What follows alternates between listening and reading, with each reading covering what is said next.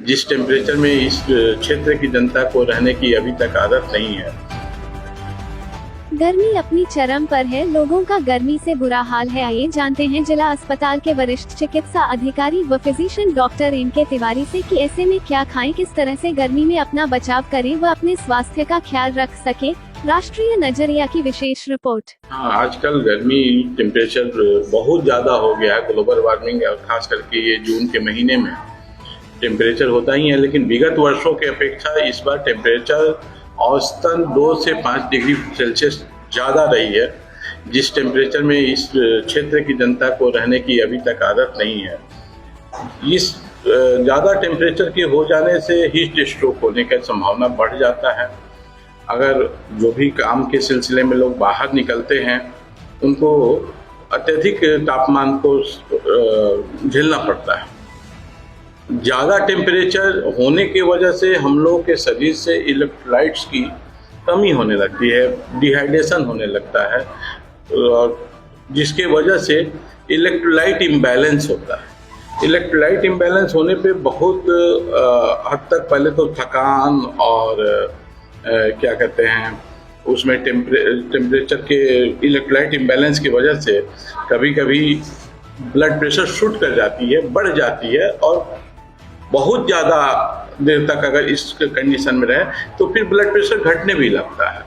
तो अमूमन देखने को आता है कि बहुत तेज गर्मी में बहुत ज़्यादा टेम्परेचर में रहने के बाद या काम करने के बाद यहाँ पे जो पेशेंट आते हैं हमारे यहाँ, उन लोगों में देखने को आया कि वो लोग बेहोशी की हालात में 2 केसेज हमारे यहाँ आए थे, जिसको कि हम लोगों ने ट्रीट करके ठीक करके भेजा है। तो उसमें इलेक्ट्रोलाइट इम्बैलेंस होने की संभावना रहती है।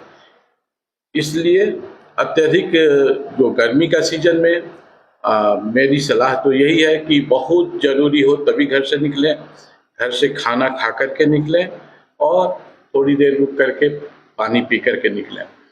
बीच बीच में हर एक घंटे 1 घंटे पे लिक्विड का सेवन करते रहें, जिससे कि अत्यधिक तापमान के कारण हमारे शरीर को जो डिहाइड्रेशन की समस्या झेलनी पड़ती है उससे बचा जा सके।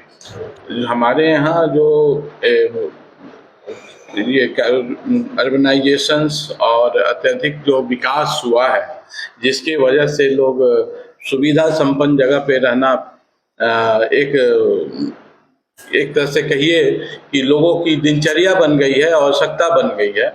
लेकिन और उसके चलते हम लोग जो प्रकृति से दूर होते जा रहे हैं, पेड़ पौधों को का कटाव होते जा रहा है, जिसके वजह से ग्लोबल वार्मिंग हुई है। तो मेरा ये मानना है कि प्रकृति के नज़दीक जितना रहा जाए उतना ही अच्छा।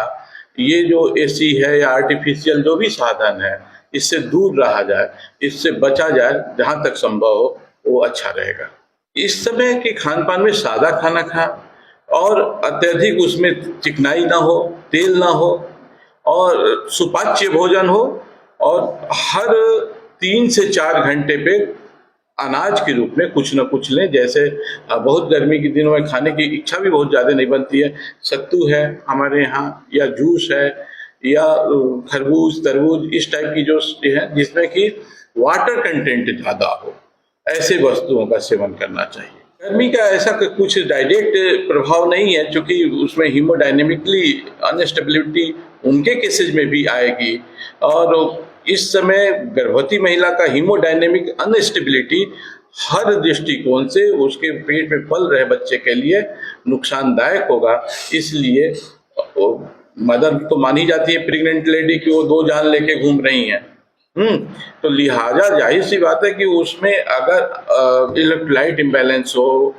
डिहाइड्रेशन हो, तो उसका कुप्रभाव बच्चों पे भी पड़ना लाजमी है।